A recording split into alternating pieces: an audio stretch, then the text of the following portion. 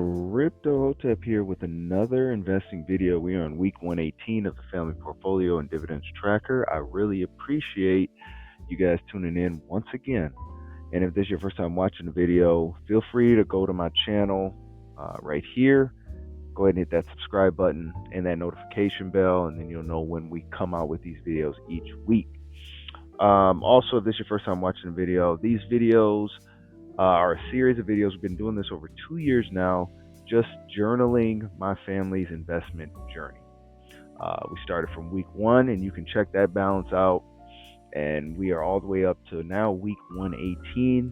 We discuss the highs and lows of the market, and it's more of for my family's own edification first and foremost, and for their purpose. So, whenever I'm gone, hopefully they'll find these videos and they can at least find the importance of investing and continue with that act of investing. Maybe not continue the act of recording the videos, but just as long as they know the importance of investing and getting where you can with investing, that'll be worth its weight in gold. But by no means is this financial advice for you. Feel free and please do your own research on stocks, ETFs, crypto, whatever that you choose to invest in, because just because my family invests in it doesn't mean that you should, okay? Because we have different goals, and everything is personal, okay? With that being said, guys, before we go to week 118, and also one other thing, the brokerage that we're using is M1Finance. We used M1Finance all the way from week 1. I've been a proud M1Finance customer for over, I think, 4.5, 5 years now. They've always done me right. If you don't have an M1Finance account, that link will be in the description below as well. But before we go to week 118, we go to 117, see where we're at. We're at $4,367.48, market gain of a negative $13.69, money weighted rate of return of 0.46%, and then dividends earned of $32.52.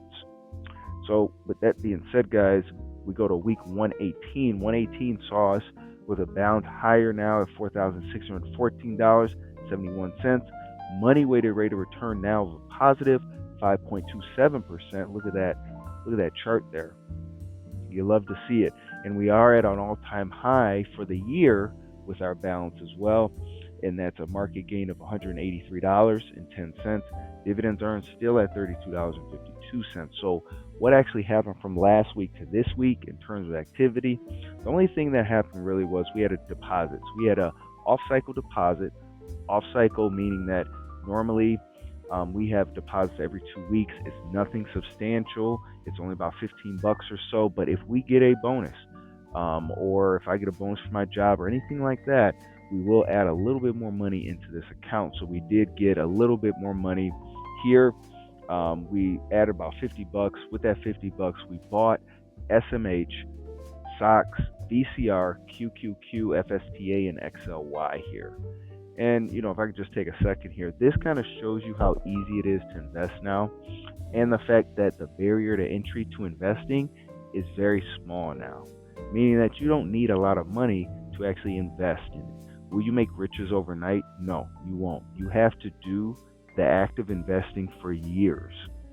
And I think that's a lot of times people don't get into investing because it does take time. It takes time of doing the same thing over and over and over and over again, and then you will see results, but they're not going to happen overnight.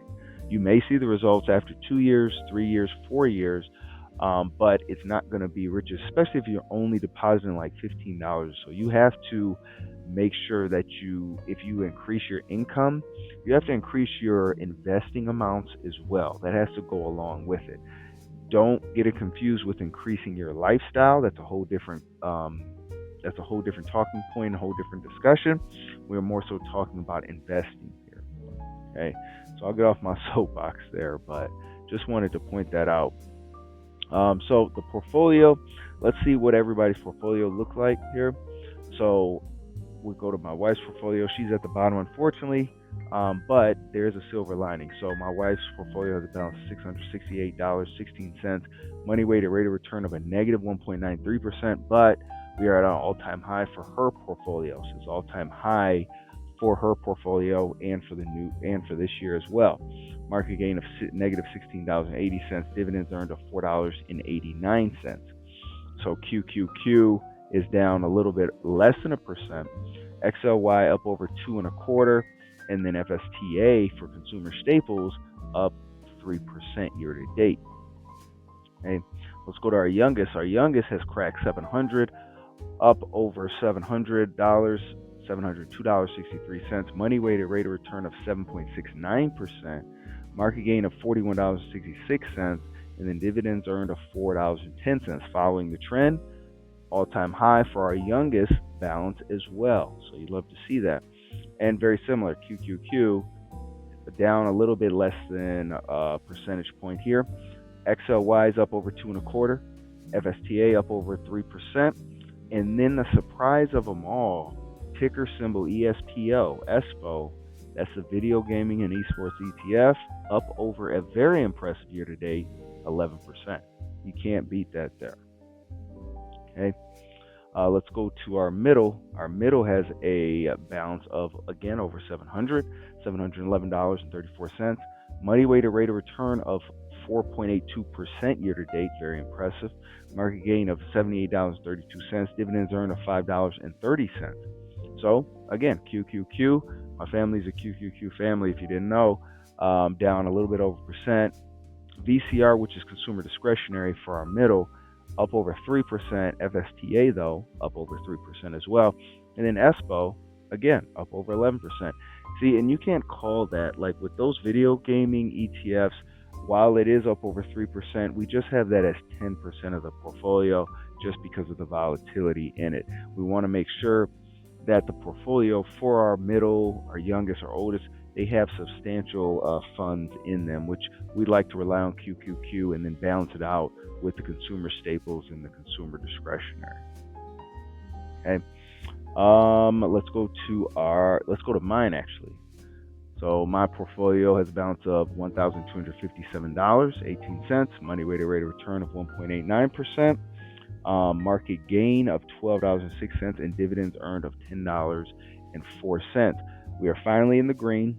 Again, my portfolio has been up and down, up and down. You can see right here, up and down, up and down, up and down. I have a very volatile portfolio here, and this is a crazy dip at the end of July, and then it shot right back up. So this portfolio of mine is probably one of the most volatile portfolios I've ever had, other than crypto.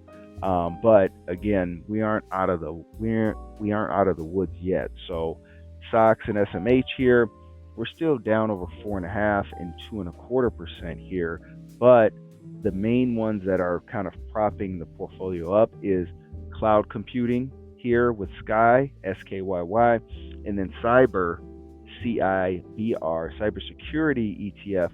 Both are up a very impressive above 10%.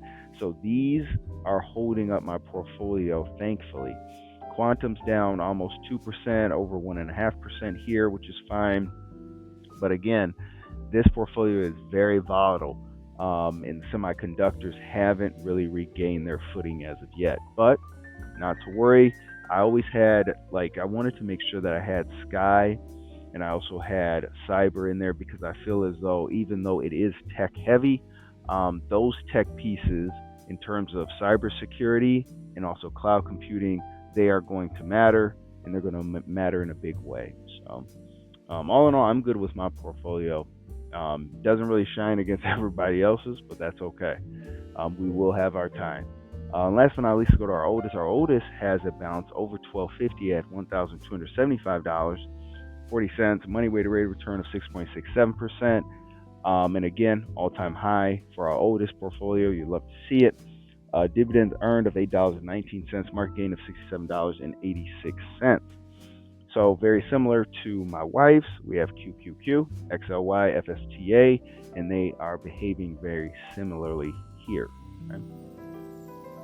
So again, week 118 saw us with a balance shot up of $4,614.71. Money weighted rate of return finally up over 5.27%. Market gain of $183.10. Dividends earned $32.52, and we are at an all-time high for the balance for this portfolio. I think the biggest thing is these markets have been very finicky, very cyclical. And this week has showed it. The week started off slow, and then later in the week, everybody's portfolio was back, where and we were all going to the moon again. So again, you have to remember, investing and trading are two different mindsets. They are not the same thing. Investing, you're looking to build wealth over time, and it'll take years to do that. And you have to have that mindset, right? It's not trading. We're not looking to get in and out of these positions. We're looking at buying and holding them. Okay. And then trading, you're looking to buy and hold something maybe for some time and then letting it go and moving on to something else. We're looking to buy and hold these forever, and just staying the course here. And I think that's where people sometimes fail in investing, where they just they see the riches on Twitter, X, whatever you want to call it, TikTok, Snapchat, whatever it is, and they think it's like that for everybody, and it's not. Most of the time, investing needs to be boring, very boring. If it's not boring, then you're probably doing something wrong, one, or two, you have more money than you need to invested in the market, and you're highly leveraged.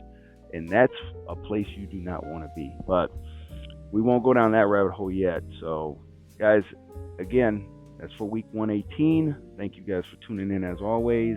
Let me know what you think. Let me know what you're investing in and what ETFs you like. But as always, guys, thank you and happy investing.